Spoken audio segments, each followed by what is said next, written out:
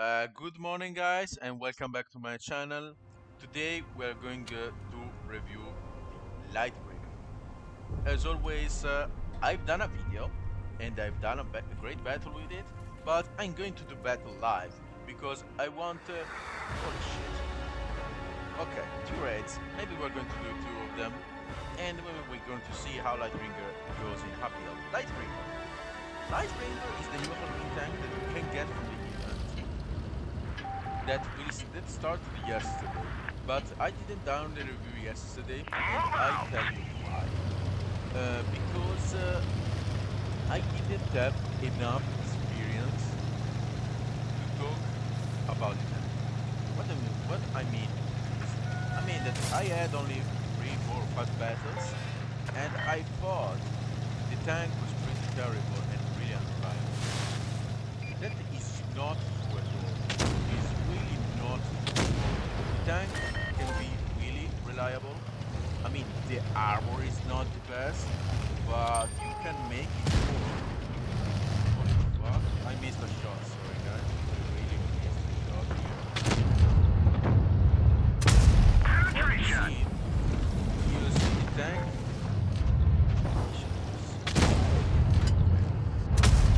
What you see the tank is the strong points, the weak points, the worst points. Enemy armor is damaged. Let you see everything about this.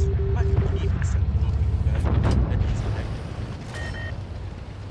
accurate. Talking my experience with the tank, I had a mixed experience mainly because of the teams when the event starts. And you see you probably saw it, I don't know. When any event starts, I always have bad experience with these days. They are really terrible. And yeah, that's why I had bad experience with it. That one didn't But go through. what I have to say about the tank itself. The tank itself works pretty good. Not against rates, as you saw. The armor is pretty unreliable. It's really unreliable except its legendary rates. Looks like that one went right That shot through. was really bad for missing. I tried, but yeah, it's not. Enemy is hit. And yeah, of course, nobody knows what to do. I mean, that's what I meant. Penetration. But we're going to do our best today. We're going to do our best, we're going to play, and we're going to make good, okay?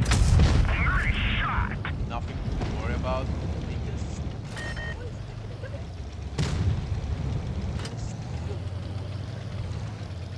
I just have to not project to fuck me over.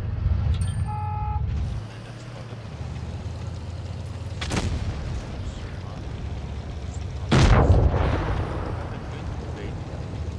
I'm going to do it, you know what? I'm going to do it, you know what? If you want to kill me, you have to do it. You have to really, really, really die. You have to shit. Where's the other LightBringer is blocking? You know what? Since busy, it's a challenge. Right through their armor. Actually going to do it. Enemy armor is damaged. LightBringer in good hands can be Enemy armor is challenging damaged. against the teammates. The guy died. They're knocked out. Not a good sniper run. Okay, I just don't have to die, and even the other one. Just don't have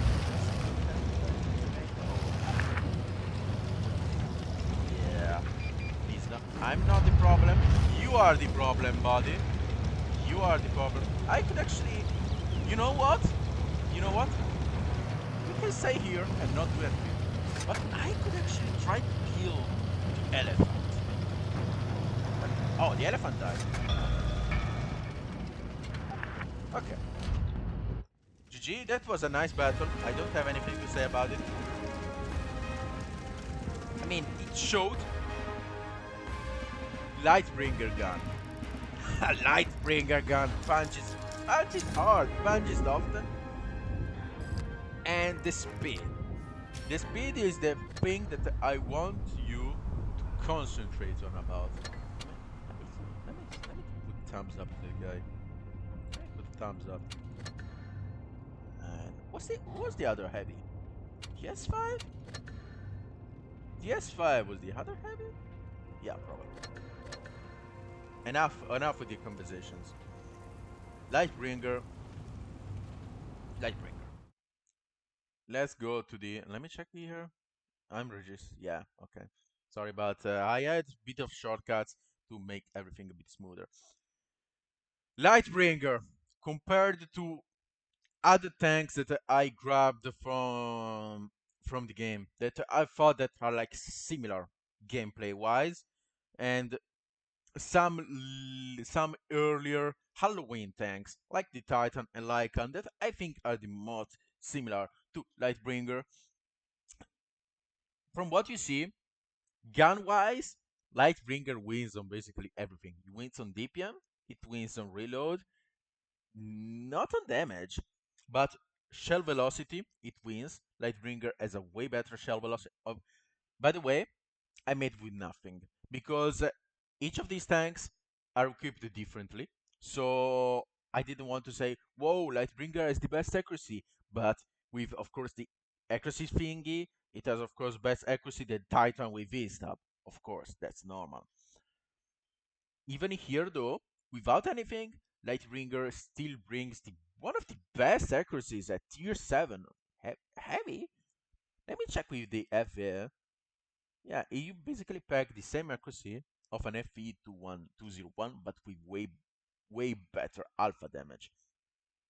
So, from as you see, this makes the Lightbringer gun really reliable and really enjoyable to play, to be honest, because you have a 2000 meters per second that really helps you a lot with snapshots, hitting stuff, and etc. And you have a very good accuracy to start with. You have very good aiming time. You have very good dispersion. You have everything that really helps the tank to fight. A bit of this disclaimer is not a hold down tank. It has 6 degrees, but if you go in a plain terrain, you can go like a 7-8 degrees. In a angle terrain, you can go at 7-8 degrees. It's good. I have to notice this thing. This is the bloom of the shooting. This is how big the bloom can become. And here as you see, the bloom of this tank doesn't really expand a lot.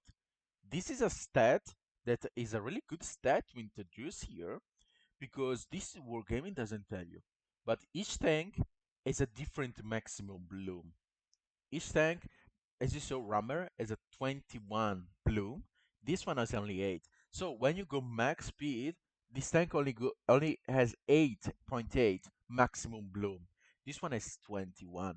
And this is a stat that Wargaming should really add because it's very, very important indeed. Speed wise, you saw it's fine, but it's a bit sad that this tank didn't have a bit more kilometers per hour because it could really help the tank to go a bit faster. But from what you saw, the tank performs perfectly in speed wise. It has a decent speed for a heavy tank. We didn't saw it on ridge lines because we went city like you always have to do in this map. Go city. You have 2 caps and you can defend the city easily. Even if you're a medium tank, go in the freaking city. I saw too many players go in the hill. Don't go in the hill. It's literally isolated from everything, and you keep losing if you go to hill because you can't push the city properly if it's good defended. Enough of that. As you saw, the accuracy, the accuracy was good.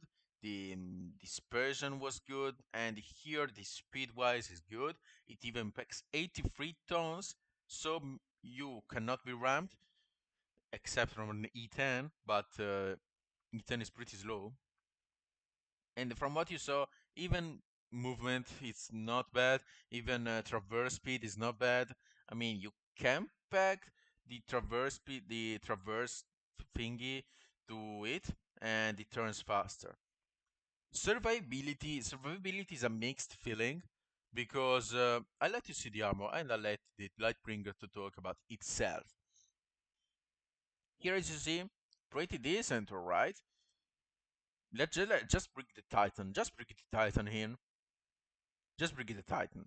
Yeah, it's not alright. As you see, Titan has a bit better armor, and when it packs this, the armor becomes really reliable. And even with its 194 penetration, it's not really easy to pen. 263. Let's bring it to 250. When it goes in a hold down position, yeah, yeah, it becomes really sturdy. It really becomes really sturdy. You cannot penetrate it even here. You can't because it has decent armor. And this is a usually weak point that lots of German tanks have. That has this zone that is easier to pen. But from what you see, LightBringer with already 170 has really big flaws, has really big weak points. But the only good point is this one, and it's good because it actually doesn't bounce on your armor, but bounces on the sturdy parts of it, and makes the shell lose penetration. So it's good. The the armor itself is not very reliable, and you only have 6 degrees. But actually, going in a gun in a hold down position makes a bit of the armor go a bit less sturdy.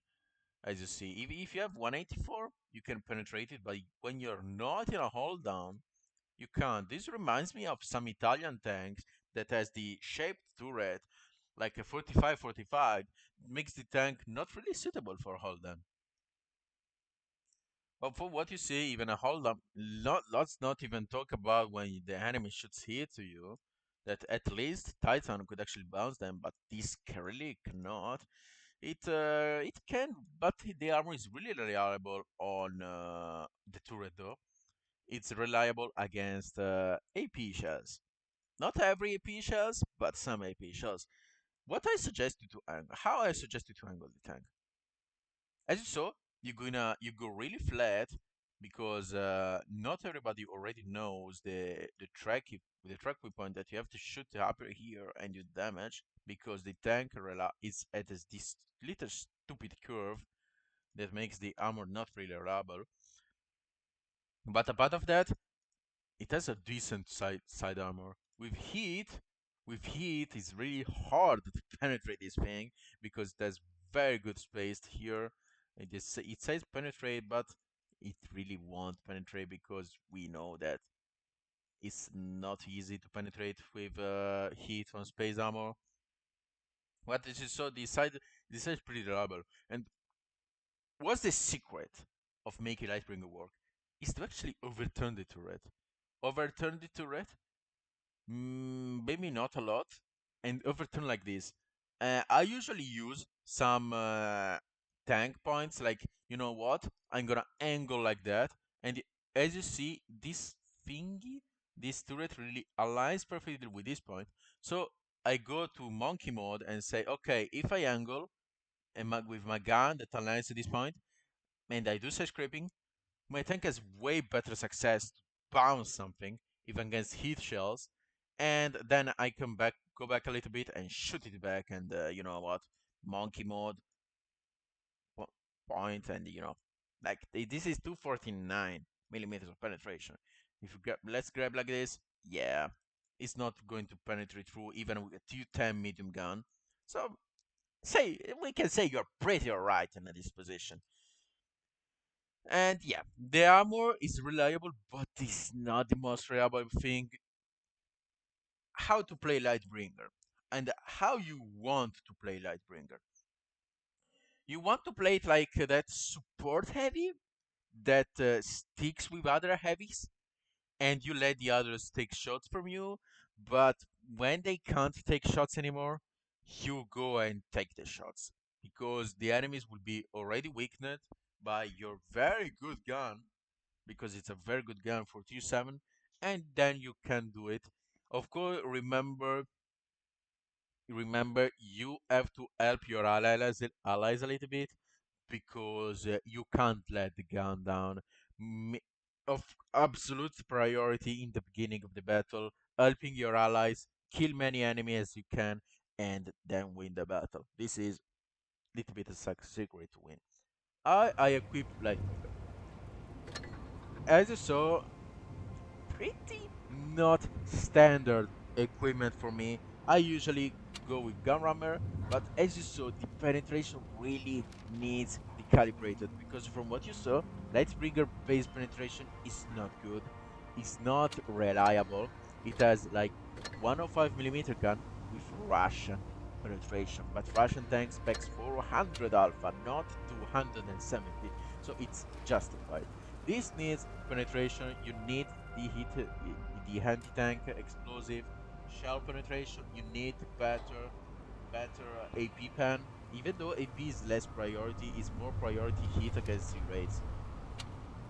Ammo rack, of course, when you want to protect the ammo rack, I find this tank as a very easy ammo rack to do it. Improved. Oh, sorry. Where they usually shoot me like through here due to the ammo rack. Little bit of helping here. Of course, aiming time.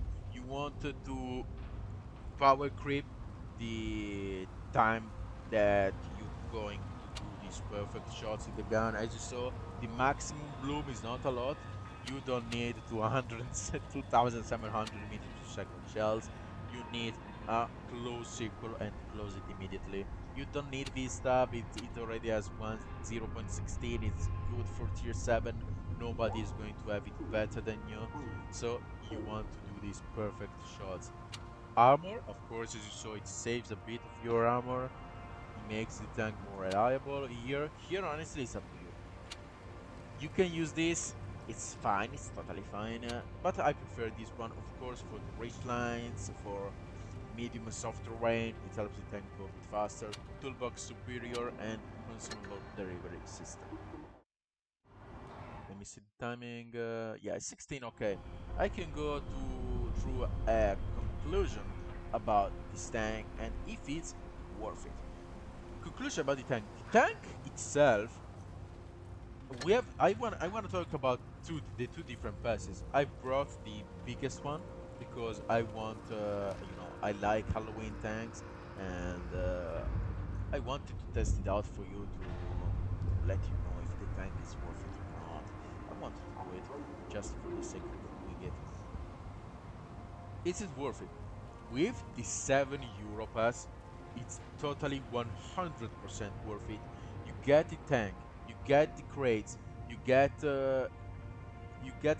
I think you can even reach like here. And this thing is, this lantern boosts. They gives you one free level. Sorry, I don't claim any issues. So okay. And the tank itself, it's a very decent tank. It's not the best Halloween. It's not the new Annihilator. It's not the new Forest Witch. It's not the new Pharaoh. It's not the new Smasher. But it's a good tank. And I think with Lightbringer, you can even Lightbringer can even compete against Pharaoh, not against Forest Witch. Forest Witch is a very good tank, really underrated. I don't see it because of course players play Annihilator. But yeah, Lightbringer is a I don't think it's one of the top, but it's one of the most enjoyable. It's a fun tank, it's not slow, it has good accuracy, good dispersion. It's a fun tank to play. It's not boring, and it's even good. So you have the good thing and the fun thing. Uh, with the 7 euro pass is 100% worth it. The 17 really depends on you because the 17 gives you 10 levels, and I think even gives you more boosters. I don't remember the offer, I just straight out bought it. And that offer is good if you want another Halloween tank. Because from the crates, as I remember, they give you the Soul Eater. Soul Eater is another good Halloween tank, but it's rare, you don't really get it. And all these tanks are good. Helsing is good, Dracula is good, Lycan is situational. These two are good, and this of course a tier 5, so every tier 5 is good on its own. So this is my conclusions. Lightbringer is a good capable tank. It will be overshadowed because, as we know, Blitz community only wants overpowered tanks, but when you put them, they cry about the overpowered tanks. They don't want the interesting tanks that need skills and planning to be played with, as all the Halloween tanks, as a title. So this tank is good tank. Give it a try. Don't go straight to the front lines if you're not comfortable. And I want to advise, usually I do aggressive gameplay because I'm experienced gameplay and I'm comfortable with my gameplay. If you're not comfortable with the gameplay, if you don't know all the mechanics, this tank you have to play it more safely because it's really easy be killed easily from the armor flaws this tank has. So this tank optimal role is a support, is a heavy support, medium support role. As you saw with 160, the armor, you gain the upgrade advantage, and against mediums you can be really pretty horrible against them. So this is what I have to say about the tank. It's worth it, yes, I think it's worth it. But if you're going to miss out, I mean, it's bad missing out, but it really depends on you. I'm a fan of Halloween tanks. I review Halloween tanks, and because I like them, so it's up to you. Uh, I'm here just to describe it, just to give my opinion about the tank. I know there are other YouTubers down here, but I think my opinion can help some people with the tanks. So, if you like the video, put a thumbs up, subscribe, and I will see you in the next video. Bye bye.